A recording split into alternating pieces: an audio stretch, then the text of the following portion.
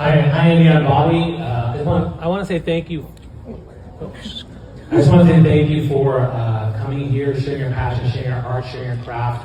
Because this is my first ever ComicCon fan expo. Even though I love Star Wars, Star Trek, Marvel, Lord of the Rings, the Planet of the Apes has been amazing. So thank you so much for sharing everything you've done.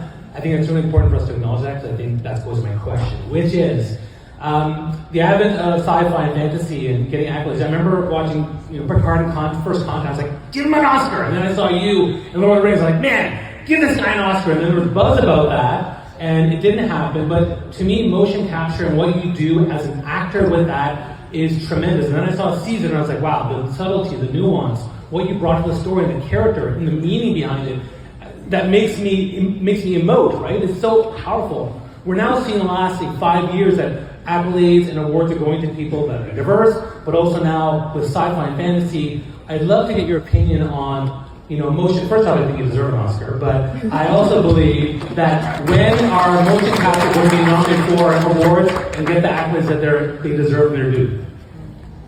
Thank you. Question mark. Question mark accepted. I think it's a lot further on than it was 20 years ago. I mean, literally, there was such a grey area, and I think the problem was that there's an acceptance, not just by the acting fraternity, but by the animation fraternity, because animators do a huge amount when you're creating a CG character, of course they do, but it's all ultimately to do with the authorship of a character. And in the old days, the authorship of the character was entirely left to a team of animators.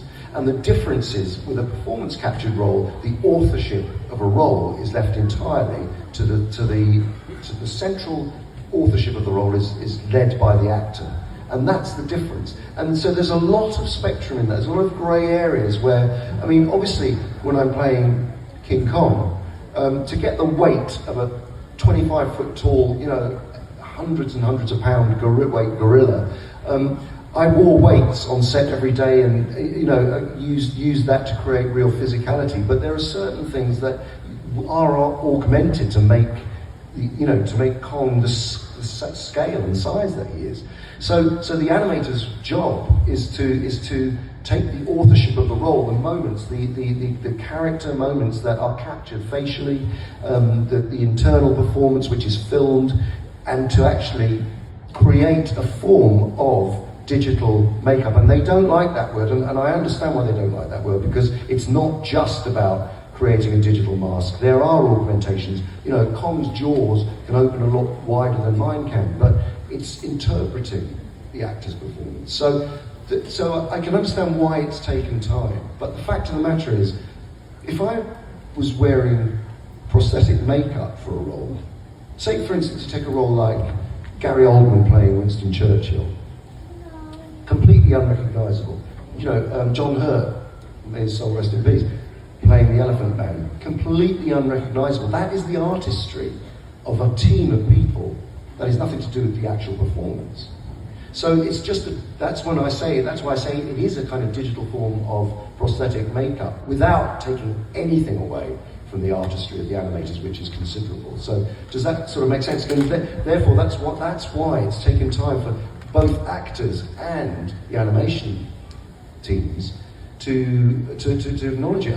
If you looked at the Oscars this year, the visual effects, all my friends actually, who have worked on all of the films that I've been involved in, were involved in the latest Avatar. And Richie Bailey stood up and says, we would like to thank the actors for their contributions to these roles, because we couldn't have done it without them. And that's absolutely true. It's 100% true. Those performances would be nothing without the actors' performances. Equally, they would be without the artistry of the animators, they wouldn't have appeared on the screen as they did. So it is a kind of difficult, but I think the appreciation of the actor's performance is begun to be understood now for sure. Thank you very much for your question.